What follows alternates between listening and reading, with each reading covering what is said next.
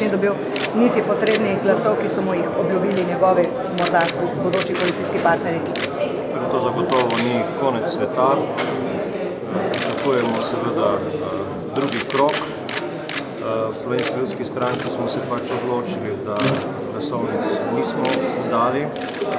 Pritisk predvsem medijev na naše poslance po tistem, ko je bilo dejano, da so zagotovljeni 45 in 46 glas, je bil pač prevelik. In nismo želeli biti tisti, ki bi se skrivali za nekom.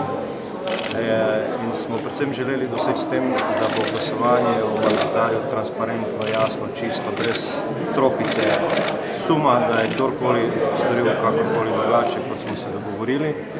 Tako da to je bila želja naših poslancev, vseh skupno, enotno, to smo storili, mislim, da smo storili prav. Mandatar se vendarle, ko se glasuje o njem, more postaviti na čisto, transparentno, brez kakorkoli skrivanja. Kakšni postopki zdaj sledijo, kdaj bo najverjetnejši drugi mandatar gospod Janša predlagan? To bomo šele videli. Ali pričakujete? Ste že kaj dogovorjeni o tem? Čakajte malo, zdaj se je zgodilo, kar se je zgodilo, naslednji postopki se morajo dogovoriti.